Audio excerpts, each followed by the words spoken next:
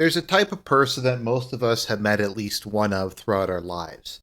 They're the kind of person who has a lot of potential, but just never seems to live up to it, even if that potential is just to be a respectable member of society. You know what I'm talking about, the kind of person who, for whatever reason, you have a certain affinity to. Maybe they remind you of yourself, maybe you feel sorry for them and think they're down on their luck, maybe you think that it's not their fault, and you just kind of go through things and you think, you know what, this person could be great, or they could at least be functional if only we could fix this certain aspect of them. If only we could get them off drugs, if only we could get them some self awareness, to get them some psychiatric help. Maybe they're just having trouble finding a job. And if you give them some advice, you help them with their resume, with their interview skills, maybe that's the problem. But you'll meet this person and you'll feel bad. You'll feel bad because this person is not living up to their potential. And you try to help them. And you go through all kinds of things to try to help them. You give them advice, you give them emotional support, you're there for them. Sometimes you help them financially. Maybe you pull some strings or have someone do you a favor and get them a job. You take them to rehab. You put them through therapy and you're with them the whole time, trying to get them to get their life on track, trying to get them to live up to their potential and to become a respectable human being. And a lot of the time that works. A lot of the time the person is just down on their luck. They're trapped in their own mind, and you can reach out and you can help them and you can make a difference in that person's life, and they can turn around from being like a depressed shut-in to someone who has a job, to someone who has friends, to someone who's become a respectable member of society. And there's no better feeling than that. But you also will meet people who, regardless of what you do, it never seems to work. You can give them all the advice in the world, they will just ignore it, or they'll say they'll do it and then they don't wind up doing it.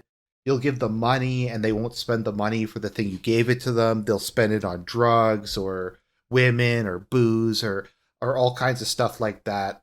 You'll get them a job and they won't put any kind of effort into it. They'll just act up at work. They'll be disrespectful to their boss. They won't show up on time and they'll get fired. And it doesn't really seem to matter what you do to try to help these people. They just inevitably go back to the way they were before. And there's almost no worse feeling in the world than having that scenario, than having this person who you see something in, you like them, you want to help them, and you just seem incapable of doing it because they won't cooperate with you. They won't help themselves. And something that's very, very difficult is giving up on the person, is saying, I've done all I can do. I've tried my best, but I just can't help this person. Maybe it's you don't have the particular skill set, or maybe the person just doesn't want to be helped. And you'll feel guilty and you'll say, if only I had been more convincing, if only I could have done something else. Well, I'm here to tell you in a lot of cases, don't say that to yourself. Because ultimately, even God himself requires cooperation to save people. Even God's salvation, his grace, his blessing requires people to accept it. And there's lots of times throughout the Bible, throughout life, where people reject this. And if even God can't get people to cooperate with him, what chance do you have? And if you go through the Bible, there's all kinds of cases of this. The Israelites constantly left.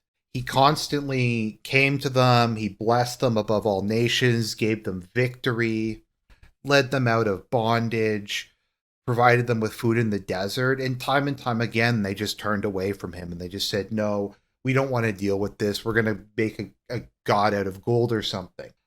You have Judas.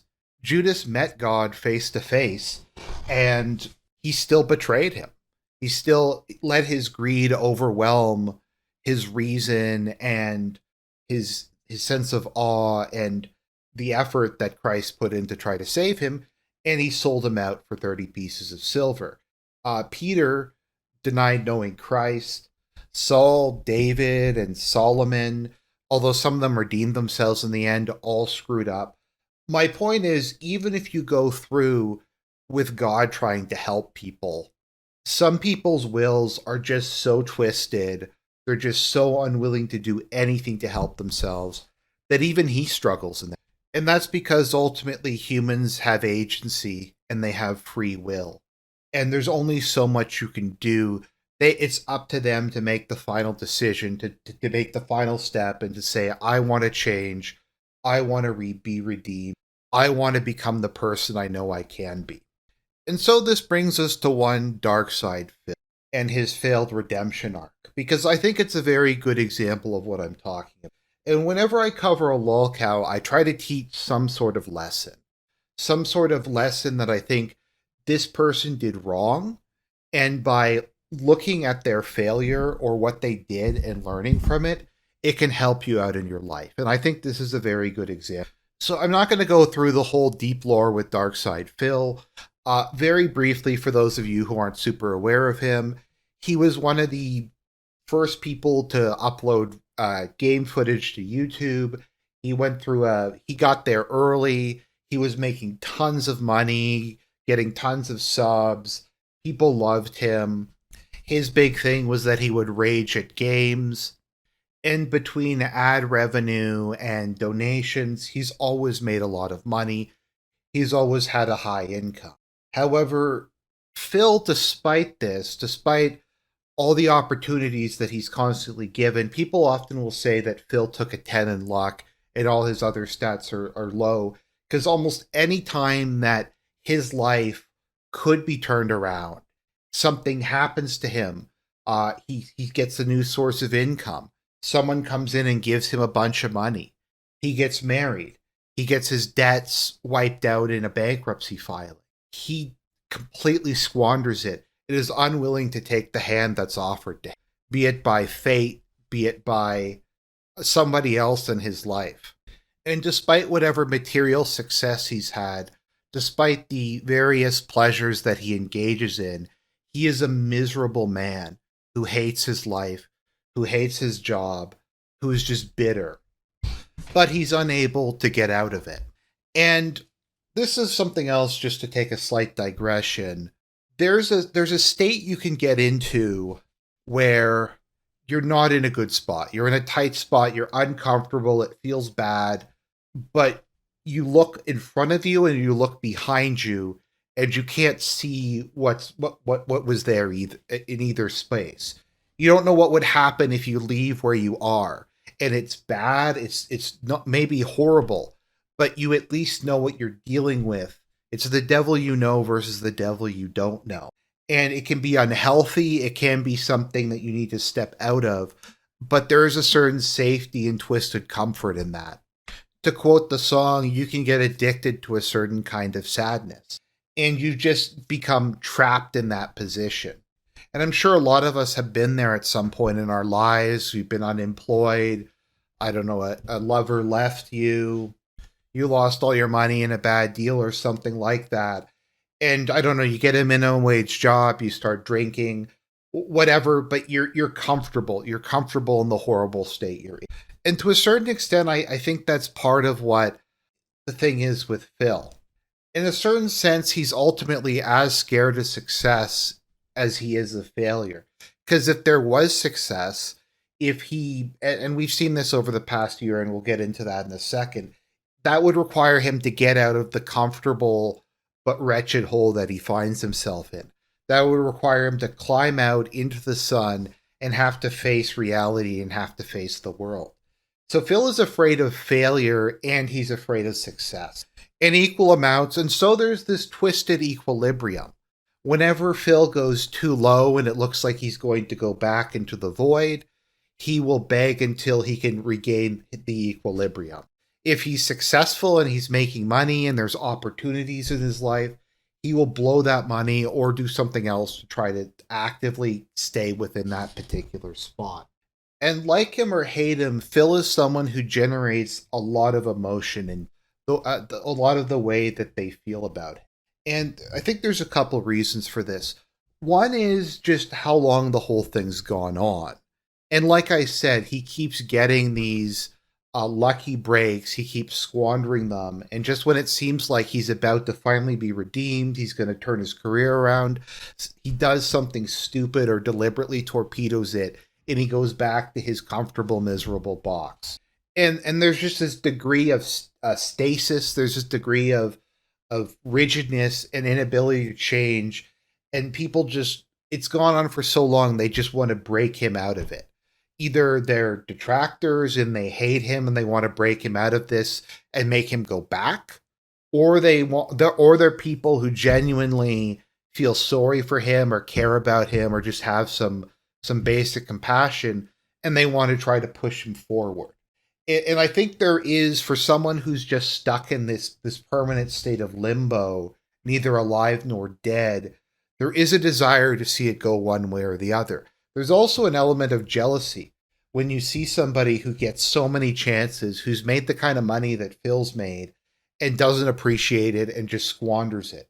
There's an element of jealousy and resentment where you go, if only I had have gotten that. If only that could have been me, I wouldn't have squandered it. I would have taken advantage with that. I think there is a jealousy there. And I mean, there's a whole bunch of other aspects to it, but I'm keeping it to a certain narrow band because I'm trying to make a point with this deal. We can talk about him lying about needing money for his house and stuff like that, but that's not really the point that we're going for. So Phil's been limping along for years now, and he came to the attention of a show called Kino Casino, which is, I guess you could say, it's like from the sector, like What Remains of Internet Blood Sports, and they do a show where they cover lolcows, internet drama. They have some comedic skits and stuff like that, and it's very over the top. Like, the thing with the sector and the thing with Dramasphere and stuff like that is it can be very profitable. You can have a lot of fun, but you could also get horribly burned. And I think how it started was that Phil did a couple cases where he talked about drama. He went through and he just kind of demolished Nick Rekieta really straight, like just really badly, considering how bumbling Phil is normally. He just kind of cut him down to size. He humiliated Review Tech USA, and the casino guys started to praise him on their show. And I'm just going to assume, for the sake of this video, that what Ashton, aka PPP, said about events is largely true. If I severely doubt something, I'll point it out. But most of what he said is in line with what I believe is accurate, is in line with what I know of him personally and what I know of Phil personally. So his claim was that Phil reached out to them because they were going through this phase where they were praising him as the king. They were kind of doing all this ironic buttering up Phil. And I think Phil is just really lonely. And the idea of being able to interact with someone who, on the surface, in a very superficial way, looks like they're not actively trying to screw with him, I think appealed to him. So he reached out to the casino guys. He wanted to do some drama videos with them. So he went on. Phil does very few interviews. He's someone who doesn't like to be called or questioned. I think he did one with Side Scrollers, and there was one other one he did. But he's been offered like $50,000, $60,000 to do interviews, and he'll turn it down. So he went on, and we got an interview, and it was kind of fascinating because while they were making fun of Phil, they let him talk, they let him tell his side of the story. They tried to treat him, even if it was kind of ironic, as a real human being, as like a real person, as not like this monster that everyone's made him out to be. And so this started the DSP redemption arc. Now, there's two main schools of thought as to this. There's the one school of thought that Ashton and Andy planned this out from the beginning, that they were always going to snake Phil, that they were basically giving him hope, making them think he was their friend, so they could stab him at the key moment and completely destroy him for content. And that this whole thing was fake the entire time.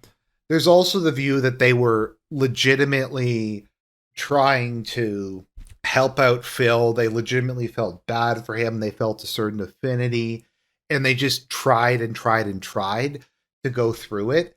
And just eventually they just kind of gave up because they realized they couldn't save Phil from himself. They couldn't break him out of the prison of misery that he's become comfortable in. Now, I tend to fit more into the second category. Was there always a goal of using Phil to make fun of him, to make money, to make content? Sure, and they were upfront of that from the start. But I do think, and maybe this is naive, that along the way there was a genuine desire from Ashton to try to help him, get his career back on track, to try to improve himself. And maybe he saw a little bit of himself in Phil and someone who's been damaged badly by the internet. And I think a mixture of the two motivations. I think, and they said this at the beginning, that giving Phil a redemption arc and trying to get him out of like the hell that he was living in would be good content. It would be something a little different. It would be something interesting. It wouldn't just be people a-logging Phil, trying to ruin his life, trying to screw with him. And it was to really kind of take an actual look at him as a human being. And I'll give them credit when it comes to opportunities, they tried. They gave him the big interview. They had him on a lot. They referenced him a lot during their streams. They went on his channel. They brought their audience and their donators. I heard an estimate that due to his association with them, he might have made $50,000 or more and got in a bunch new viewers. And people were getting to see like Phil more as a person, more as, like I said, a real human being with insecurities and fears and kind of like everybody else, and not like this complete monstrous pathological liar sociopath that the internet has come to see him as. And Phil branched out a little. He was doing some drama videos. He did DSP politics, which honestly, I thought the first episode wasn't even that bad. For someone who was doing a political show for the first time, I thought, like, that's not terrible. He brought back Smart Guys, which was his wrestling show. He was actually trying to do some other things. But despite that, there was a regression to the mean. Phil had taken a step outside of his prison towards the light, and that's just something he didn't want to do. So Ashton kind of went scorched earth on him the other day, and he just went through like a long list of things that he tried to do with Phil. Phil and his wife never had a honeymoon. He offered to pay for a honeymoon. He offered to pay for Phil to go to Vegas with them and shoot some IRL streaming. Just all kinds of stuff like that. They had all these ideas to do content together, for Phil to branch out, for him to make stuff better. And it looked like everything was going good. I mean, you can say what you want about Ashton and Andy, but they can put on a show. In the past, I think their show did go through a period where I didn't think it was very good. But in the last year or so, they really buckled down. And their show's really good. It's entertaining. They have a big audience. They make tons of money. They are as successful as really someone can be on the internet, especially with kind of a niche show with just a couple thousand viewers covering drama and internet stuff and things like that. So they know what they're doing when it comes to making money, when it comes to putting on a product. And Ashton and Andy have been banned from so many platforms. They've gone through so many crises. They've been homeless. Andy's a recurrent drug addict.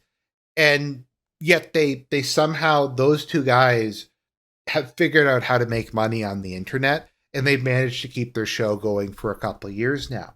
So you would think, you know what? These two guys were kind of losers. They came from kind of rough backgrounds when they formed this show. They were both at kind of a low in their lives. Maybe these are the people who can actually help them. Maybe these people actually have the kind of advice that Phil needed. And Ashton said, like, he tried. Like, he would be on Discord calls with Phil late into the night. Phil would text him at like 4 a.m. asking for stuff, and he gave him all this advice. He told him how to improve his content and how to make a product that people actually wanted. And like I said, for a time, Phil was doing new stuff, and it looked like he was progressing. But it turned out that all the money he made, he didn't use it to repair his toilet. He didn't use it to buy things for his wife, to pay off his debt, to do any of this stuff. He had this huge financial windfall, and he just blew it on DoorDash, on booze, on a mobile game, WWE Champions, which he apparently spends tens of thousands of dollars on it, which was a contributing factor to his bankruptcy, and he still does it. And he won't, like, he'll say that he spent the money on it, but he won't admit that he has an addiction and that he won't seek help for it. And I said this in the past, if Phil had have just come clean, if he had have said, "Look, I have a gambling addiction. It's manifested in this way. I need to get help for it." And I don't know if there's a Gamblers Anonymous or whatever, or there's therapy you can get, but he needed to do that, and he just refused to do that. And he just continued to engage in that kind of behavior. And for a lot of people, making $50,000, $60,000 is life changing. They could pay off all their credit card debt. They can use it as a down payment on a house. They could pay off a loan. There's all kinds of things that they could do with it. And to the best of our knowledge, Phil just squandered all of it. He continued on with his lifestyle. To my understanding, he orders DoorDash or Uber Eats or whatever 7 days a week. He spends thousands of dollars a week on WWE Champions, and he buys all sorts of frivolous knickknacks off of Amazon, and he just blows through all his money. And his wife has to work, and I guess that money also goes into the mall. As Ashton said, he just takes, and takes until the person has nothing more to give. And then he moves on to the next person. And ultimately, all of these projects went nowhere. Phil got bored. They were too much effort. He was sticking his head too far out into the light. He wanted to go back into his box. Now, to be fair to Phil, he does actually have a work ethic. He streams like 30, 40 hours a week. He works 6 days, and I mean it is work. If you're doing something you're getting paid for, I would say it is work. And I don't know about you, I wouldn't want to play video games that much, particularly in front of an audience where I'm having to interact with people and beg for money. So I'll give him credit for that. But once again, that's something stable. That's something comfortable. That's a place that he likes to be. That even if it sucks and he's in debt and he's constantly circling the drain, he at least knows that if he goes online and he begs, he'll get just enough money to scrape by. And it's a pathetic existence, but it's an existence. And anything that would threaten that existence is just something that he can't tolerate. So that's been the past year where Phil's been having this redemption arc where it looked like he was changing for the better. It looks like he was getting respect, that he was going to pull his career out of the gutter. But ultimately, he learned nothing. He took none of the advice. He gave up on all his side projects. He just went back to doing his gameplay streams that are boring and uninteresting. And you can really tell that none of this had an impact. I watched his interview on Truth Seekers, and he went on and on about how he's positive now, how he's changed for the better, how things are different. And then he just went through the same set of lies he always did. Phil's one of those people who likes to plead guilty to a lesser crime to try to cover up his bigger crime. So he'll say like, "Oh yeah, I spent a couple $1,000s in WWE Champions," to kind of cover up the fact that he spent hundreds of thousands of dollars on WWE Champions. He made excuses. He obfuscated, and just the way that he interacted with person. It was this strange, it's this strange robotic alien like fashion, and you can tell it's from his, like, just not interacting with other human beings, I guess, other than his wife for years. Like, you never see him talk to anybody, you never see him go on interviews. He doesn't have any friends, either online or in person. He's completely isolated out in Washington. And like I said, there's been this gradual stagnation. And it's clear that the last 9 months have not changed it at all. He's still the exact same DSP. that he was when he went in. Sure, he's got some new catchphrases, he's got a couple new gimmicks, but ultimately it's just putting a new coat of paint on the same old car. And you can tell the stuff that he's adopted, like felted, and he started to use some more kind of like internet lingo and kind of more of the edgy spheres and stuff like that. And it's clear he doesn't believe in any of it. He doesn't even know what it is. It's just this very mechanical, oh, if I say felted, then people will laugh and they'll give me money. It's very much this mechanical input output thing. So I think what the final face off is, and what led to the final falling out was I think Ashton was making fun of Phil's wife on Kino Casino or something like that. And Phil was okay with it for a while, but then the detractors concern trolled him into taking issue with it. And then he blew up and then they blew up. I don't know all the details and they don't particularly matter, but now they're enemies again. And Ashton went nuclear. He went through, like I said, I won't go through all of it again. All the things he tried to do to help Phil, to try to get him to change, to try to get him out of the hell that he's created for himself, and he just couldn't. And you could tell, like, and I think I've seen some people try to play this off that this whole thing was a long game. This whole thing was one big op against Phil, but I don't get that impression. I think at points it was, but I do think that Ashton genuinely wanted to change Phil, if only for content. And there was genuine frustration there that he couldn't deal with it. And I do think, and once again, I can't see into his soul, but I do think there was a reluctance there to give up on it. That he felt, if I just try a little harder, if I just come at it from a slightly different angle, that I can convince Phil to take a step out of his hell, to go into the light and to move on with his life. And I think part of the reason that he got so angry about it was because he had that emotional investment in it. And so we'll see where the story goes from here. But Phil learned nothing. He didn't put any of the money to use.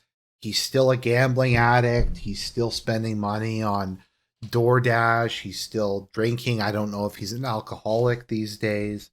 But ultimately, living in his misery box, the perpetual twilight, the inability to enjoy life, is something that he's become comfortable with and that he's developed this weird dependency on.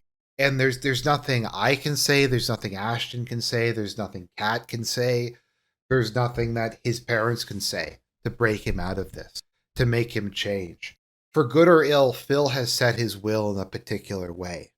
He's committed himself to a certain type of self-destruction. And it's hard because he's not like Chris Chan. On the surface, he appears to be a somewhat normal, functional adult. He has a house, he has a wife, he makes money, he hasn't been in jail, he's not schizophrenic and stuff like that. And you look at him and you go, maybe this is someone who can listen to reason. I think that makes him especially hard to give up on because he's just intelligent enough and he's just able to communicate enough that you think you can reach him. But ultimately, you can't because he's a person who won't cooperate with you. And if the person doesn't want to change, then they just can't change. And it's hard. It's hard to give up. It's hard to walk away from it. But I think that Phil is a model. I'm just kind of wrapping it up for what you. Ironically enough, this is how you don't live your life. And I think it's if you look at him and you go, that is the kind of situation that people find themselves in. That position where you can't go forward, you can't come back, where you're comfortable in the level of misery that you're in, and any change in either direction is just something that's not desirable. And that, my friends, is one of the hardest things that you or I or anyone will ever do, is seeing that friend who shoots up again or goes to gamble again or gets fired from their job. You see someone who has so much potential. Maybe they're brilliant, maybe they're skilled, and they just will never live up to it. And they've condemned themselves to this miserable life. And in a lot of ways, it is ultimately their fault. And it is ultimately the bad decisions they made and they continue to make regardless of what. And that's the reality of the situation, is that ultimately you can't save people from themselves. if even God requires the cooperation of the individual to save them, and they don't always give it to him, what chance do you have of getting their cooperation? It's in a lot of cases you just can't, and it's sad, but it's something to learn from. And that's why I like to cover lolcows, because you can make fun of them and stuff, but you do get to see in real time these flawed people engaging in behaviors that all of us face, although it's magnified to an extreme degree. So don't be like Phil. Don't get yourself into that space of comfortable misery. And if somebody reaches out to you and they're somebody who you have reason to believe is sincere, who actually wants to help you, take their hand. You don't have to do things all at once. You don't have to completely change your life, but you have to accept that the person is there to help you, and you have to start working on it just a little bit at a time. A lot of people try to change too much too fast and it doesn't work out. But ultimately, Phil didn't change at all, and he probably is incapable of change. And it's rough to have to give up on him and to view him as something that we just can't do anything for. Because as a person with a conscience, you want to do it, but you just can't in some cases. And all you can really do is cut that person off from your life. Is divorce yourself emotionally from it. Is say, look, I tried. I deserve credit for trying. I showed real compassion. I showed real concern for my fellow man, and it just didn't work out. And that's true for a lot of things in life. But don't blame yourself. Just try to move on. Try not to feel guilty about it. And that's really all the advice that I can give. So I hope you enjoyed the story. Hopefully it was kind of a different take on DSP than what a lot of people have been saying about it. And hopefully you learned something about the world